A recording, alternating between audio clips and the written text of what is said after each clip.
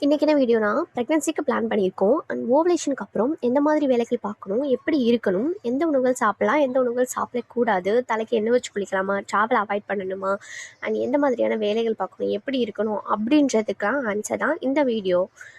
அதுக்கு முன்னாடி நம்ம சேனலை சப்ஸ்கிரைப் பண்ணாதவங்க சப்ஸ்கிரைப் பண்ணிக்கோங்க. அப்போ தான் நான் போடுற ப்ரெக்னென்சி அண்ட் ஹெல்த் ரிலேட்டடான ஷார்ட்ஸ் அண்ட் வீடியோஸ் உடனுக்குடன் உங்களுக்கு வரும். இப்போ வாங்க வீடியோக்குள்ளே போகலாம். ஆஃப்டர் ஓவலேஷன் நீங்கள் ட்ராவலை கண்டிப்பாக அவாய்ட் பண்ணி தான் ஆகணும். எப்படின்னா, உங்களுக்கு ஓவலேஷன் ஸ்டார்ட் ஆனதுலேருந்து 1 to 2 டேஸ்லேயே உங்களுக்கு கருத்தங்க வாய்ப்புகள் இருக்குது.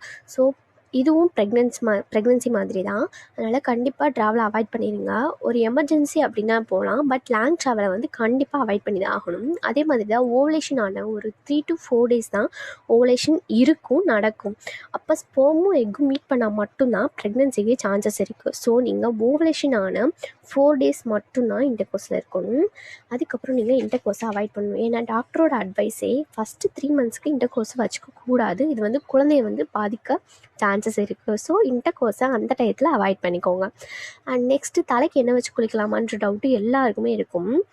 எப்படின்னா, ஓவலேஷன் வரைக்கும் தான் தலைக்கு எண்ணெய் வச்சு குளிக்கணும். ஏன்னா ஹீட்லாம் கொஞ்சம் ரெடியூஸ் பண்ணிடும். அதுக்கப்புறம் நீங்கள் ஆயிலை வந்து அவாய்ட் பண்ணிடணும். அதுக்குன்னு தலை குளிக்காமல் இருக்காதீங்க. ஏன்னா தலை குளிக்காமல் இருந்தீங்கன்னா உங்களுக்கு இன்னும் ஹீட் வந்து ரெகுலேட் ஆக ஆரம்பிச்சிடும். அதுவே உங்களை பீரியட்ஸ்க்கு இன்ஃப்ளூயன்ஸ் பண்ணும். ஸோ ஆயில் வச்சு குளிக்காமல் 2 டேஸ் வீக்லி 2 டேஸ்க்கு மட்டும் தலைக்கு குளிச்சுக்கோங்க. நெக்ஸ்ட்டு வந்து துணி துவைக்கிறது, இந்த பாத்திரம் கழுவுறது, உட்காந்து வேலை செய்வீங்க பார்த்தீங்களா, அந்த மாதிரியான வேலைகள் செய்யாதீங்க.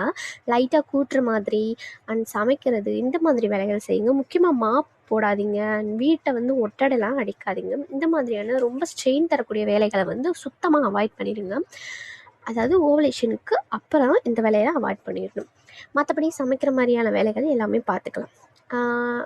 எந்த மாதிரியான பழம் சாப்பிட்லான்னு பார்த்தீங்கன்னா, ஆப்பிள் சாப்பிட்லாம், ஆரஞ்சு சாப்பிட்லாம், மாதுளை, அந்த விட்டமின் சி நிறைஞ்ச இதெல்லாம் சாப்பிட்லாம். அதை வந்து ஜூஸாக எடுத்துக்காமல் பழமாக எடுத்திங்கன்னா உங்களுக்கு இன்னும் பெனிஃபிட்ஸ் எல்லாம் கிடைக்கும். ஸோ ஜூஸாக எடுத்துக்காதீங்க, பழமாக சாப்பிடுங்க. அண்ட் அதே மாதிரி என்ன பழம் சாப்பிடக்கூடாதுன்னு டவுட் இருக்கும். அனாச்சி பழம் சாப்பிடாதீங்க, பலாப்பழம் சாப்பிடாதீங்க, அண்ட் லவா பழம் சாப்பிடக்கூடாது. முக்கியமாக இந்த நிறையா பாதரசம் இருக்கக்கூடிய மீன்களை வந்து அவாய்ட் பண்ணணும். குட்டி குட்டி மீன் இருக்குது பார்த்தீங்களா, அதில் வந்து பாதரசம் கம்மியாக தான் இருக்கும். இந்த நெத்திலி மாதிரி மீன்கள்லாம் அதை வந்து நீங்கள் எடுத்துக்கலாம். அப்புறம் காய்கறிகள் வந்து எல்லா வகையான காய்கறிகளும் எடுத்துக்கலாம். முக்கியமாக கீரைகள் வந்து டெய்லியுமே எடுத்துக்கிறது ரொம்பவே நல்லது. அண்ட் எல்லாருக்குமே டீ குடிக்கிற, காஃபி குடிக்கிற பழக்கம் இருக்கும். இந்த டயத்தில் நீங்கள் ஹஸ்பண்ட் அண்ட் ஒய்ஃப் 2 பேருமே அவாய்ட் பண்ணிடணும். ரொம்ப கிரேவிங்ஸாக இருக்குன்னா ஒரு நாளைக்கு ஒரு டீ, காஃபி அந்த மாதிரி எடுத்துக்கணும். அதவே நீங்கள் பழக்கமாக வச்சுக்கக்கூடாது.